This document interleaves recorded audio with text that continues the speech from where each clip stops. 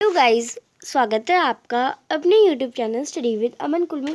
आज हम लाए हैं शिक्षा निदेशालय राष्ट्रीय राजधानी क्षेत्र दिल्ली की कार्यपत्रक नंबर 69 जो कि क्लास 9th के लिए है। विषय आपका गणित है। डेट है जिसकी 14 जनवरी 2022। आप अपना नाम और अपने कक्षा अध्यापक का नाम लिखेंगे। आज हम अपना चैप्टर वृत्त कंटिन्यू करेंगे, जिसमें हम वृत्तखंड की समझ देखेंगे और एक और प्रमेय देखेंगे।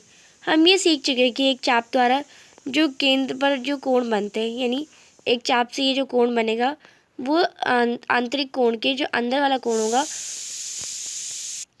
उसकी बिंदु का दुगना होगा, यानी ये इसके दुगना है। आपको पता है अगर ये 90 है तो ये 45 होगा, यानी जो पी ओ क्यू है वो डबल होगी पी ए क्यू के।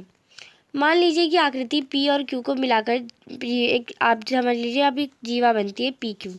अब एक और प्रमेय आपको बता रहे हैं, आप इसे अच्छे से समझ लीजिए। एक पी क्यू जीवा बनती है, तब एंगल पी ए क्यू को वृत्तखंड P P P A Q P, यानी अब तो फिर आप देखिए ये वाला जो एंगल बन रहा है अभी वो इसमें वर्णा कोण भी उसे कहते हैं। अगर हम वृत्त के किस भाग पर एक बिंदु सी ले पाएंगे तो हम फिर अब यहाँ पे अभी हमने एक बिंदु ले लिया सी। अब आप देखिए अब ये वाला जो एंगल है वो इस वाले एंगल के इक्वल है, तो ये इस वाले एंगल के भी तो इक्वल होगा, क्योंकि हमने क्या कहा किसी भी आंतरिक कोण के अंदर के शेष भाग जो कि पी क्यू से चाप बनना चाहिए वो उसके बराबर होता है। तो ये इस वाले के भी बराबर होगा, ये इस वाले के भी बराबर होगा, यानी ये दोनों एंगल ये 90 है तो ये भी 45 होगा, ये भी 45 होगा और ये दोनों इक्वल होंगे। हमें ये बताया गया इस प्रमेय में। तो पहला और दोनों को एक साथ लेंगे तो एंगल ए जो बनेगा वो एंगल सी के इक्वल होगा। हमने पाया कि पी क्यू से बने वृत्तखंड में पी क्यू आधार पर वृत्त पर बने दोनों कोण बराबर होते हैं, अतः वृत्तखंड के कोण बराबर होते हैं। अब हमें यहाँ पे एक और बात बता रखी है। आकृति में जीवा एम जो कि वृत्त का एक ही व्यास है, वृत्त का दो बराबर वृत्तखंड में बांट रही है। इन दोनों बराबर वृत्तखंड को अर्धवृत्त भी कहते हैं। अब आप देखिए यहाँ पे मैंने एक व्यास खींच रखी जो कि वृत्त की व्यास है। अब ये इसको दो बराबर वृत्तखंड में आधा ही आधे में बांट रही है, यानी अब जो यहाँ पे जो एंगल बनेगा ना वो अगर यहाँ पे मैं कोई ट्रायंगल बना दूँ, ये ए एंगल और ये एंगल हमारा ओ है, तो ओ वाला जो एंगल है अगर हमारा ओ एंगल आप देखिए ये डायरेक्ट 180 डिग्री का बन रहा है, तो ये वाला एंगल 90 डिग्री का ही होगा। तो इसमें यही बता रखा है कि अर्धवृत्त का कोण हमेशा समकोण होता है। अब आइए एक प्रश्न को हल करते हैं। ये एक्टिविटी का क्वेश्चन आपको दे रखा है मैथ, तो इसमें बेसिकली यही दे रखा है आकृति में पी क्यू आर जो आपका 110 डिग्री का है। मैं ये से समझा देती हूँ। आपको क्या फाइंड करना है, आपको यहाँ पे पी ओ आर फाइंड करना है, एंगल 2 फाइंड करना है। तो ये 110 का है तो ये इसका ऑफकोर्स डबल होगा, आपको पता है, क्योंकि हमने अभी जो प्रमेय पढ़ी थी उसके अकॉर्डिंग तो ये 220 होगा रहेगा। अब ये 220 है तो हम P O R angle sum property कर सकते हैं। दो साइड इक्वल दे रखी है तो हम दूसरा एंगल भी निकाल सकते हैं। ये 220 है 360 और पूरा एंगल कितने का बनता है 360 का। 360 में से 220 माइनस करेंगे तो हमारा जो एंगल यहाँ पे आप देखिए एंगल नंबर जो 2 है वो निकल जाता है, वो आ जाता है 140 और एंगल 1 220 का आ जाता है हमारा। ये एंगल 2 है एंड ये एंगल 1 है। एंड एंगल 1 3 एंड 4 भी हम इजीली निकाल सकते हैं। हमें पता है हम एंगल ट्राइंगल लेंगे पी ओ आर, तीनों एंगल का सम करेंगे 180 डिग्री के इक्वल हो जाएगा। Angle 3 + 4 equal to 180 degree. अब आपको पता है एंगल 3 और 4 सेम है, तो एंगल 3 और 4 को मैं एंगल 3 और 3 भी लिख सकती हूँ। तो 220 इक्वल टू 180 डिग्री। देन 220 180 में से 222 माइनस करेंगे तो हमारा 40 आ जाएगा। तो एंगल 3 हमारा 2 एंगल 3 इक्वल टू 40 हो जाएगा। एंगल 3 हमारा कितना रहेगा 20 डिग्री का, तो एंगल 3 भी 20 डिग्री है, एंगल 4 भी 20 डिग्री है। हमें फाइंड करना था बस 2 एंगल, बाकी एंगल हम यूँ ही फाइंड कर सकते हैं। अभ्यास के क्वेश्चन है। पहला प्रश्न है एक वृत्त पर ए बी सी डी, यहाँ पे आप देखिए A B C D way बिंदु ए सी और बी डी एक ई पर प्रतिच्छेद करते हैं। आपको बी ई सी यानी बी ई सी दे रखी है 130 डिग्री और ECD दे रखा है आपको 20 डिग्री।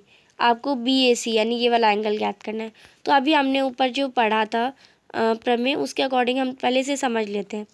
ये जो BC है आपको पता है ये जो कोण बनाएगी ये 180 डिग्री है, तो ये इसके ये वाला जो एंगल बनेगा और ये वाला जो एंगल बनेगा ये दोनों इक्वल बनेंगे। तो हम इस वाले को फाइंड कर लेते हैं, तो हम इस वाले को भी फाइंड कर सकते हैं क्योंकि आप देखिए ये वाला जो एंगल बनेगा वो इसके इक्वल होगा। अभी हमने ऊपर यही प्रमेय करके आए थे, तो हम इस वाले ट्रायंगल को इस एंगल के सम से यानी एंगल तीनों एंगल के सम से निकाल सकते हैं। अब ये 130 डिग्री है, तो 130 और में से प्लस में x इक्वल टू 180 करेंगे, तो 180 माइनस 30 करेंगे तो हमारा आ जाएगा 50 डिग्री। तो ये वाला एंगल तो 50 डिग्री आ गया। 50 प्लस 20 करेंगे तो 70 एंड बचा हमारा, तो 50 प्लस 20 और ये हमारा कितना रहेगा 110 डिग्री का आ जाएगा। तो ये तीनों एंगल का सम 180 डिग्री, ये तो D हमारा 110 आ गया, तो A हमारा कितना होगा 110 ही होगा। अब इसे आप लिख भी लेंगे अच्छे से। आप लिखेंगे दिया है एंगल BEC हमारा जो है वो 130 डिग्री का है, ECD 20 डिग्री का है, ज्ञात करना है हमें BAC। तो BEC प्लस DEC प्लस करेंगे तो 180 डिग्री रैखिक युग्म से 130 डिग्री में से तो 180 में से 130 50 डिग्री का आ गया वो। अब ट्रायंगल DEC में देखेंगे तो DEC plus ECD plus CD करेंगे तो 180 डिग्री आएगा। ये 50 है, ये 20 है, ये हमें नहीं पता, तो हम निकाल सकते हैं 180 माइनस 50 माइनस 20 करेंगे तो 110 आ जाएगा। अब BAC हमें पता है CDB के इक्वल है, तो एक ही वृत्तखंड के रेखा, और आप रीज़न लिखेंगे एक ही वृत्तखंड के रेखा वृत्तखंड के कोण जो होते हैं वो बराबर होते हैं। ये लिखने की ज़रूरत नहीं, वृत्तखंड के कोण बराबर होते हैं, तो BAC भी हमारा 110 डिग्री का हो जाएगा। नेक्स्ट क्वेश्चन है सेकंड, आकृति में केंद्र O जो दे रखा है वो एक वृत्त पर 3 बिंदु इस प्रकार दे रखे कि जो BOC बन रखा है वो 30 और ये 850 डिग्री है। यदि आपने चाप दे रखी है ABC के अतिरिक्त वृत्त पर D बिंदु है तो ADC ज्ञात कीजिए, यानी ये वाला एंगल लाइन करना है। 50 प्लस 30 कितना होता है 80 होता है। अब 80 का हाफ कितना हो जाएगा यहाँ पे 40 डिग्री हो जाएगा, तो ये एंगल आ जाएगा आपका। तो ये हमने लास्ट वर्कशीट में भी क्वेश्चन करा था, तो चलिए करते हैं इसका आंसर। तो आप देखेंगे AOC is equal to A plus तो 60 प्लस 30 हो जाएगा 90 डिग्री, ये सॉरी 80 बोल दिया था मैंने, वहाँ पे 50 नहीं दे रखा है 60 दे रखा है, आपको 60 करना है उसे। एक चाप द्वारा केंद्र पर आंतरिक कोण के विशेष भाग के किसी बिंदु पर आंतरिक कोण का दुगना होता है। आप ये लिख देंगे A से इक्वल टू 2 एंगल ADC, तो AOC 90 डिग्री के 2 एंगल ADC 19 मल्टीप्लाई में टू मल्टीप्लाई में इधर आके डिवाइड में जाएगा 19 डिवाइडेड बाई 2 45 डिग्री। और अगर यहाँ पे आपका 15 भी दे रखा है तो आपका ये 40 डिग्री आ जाएगा।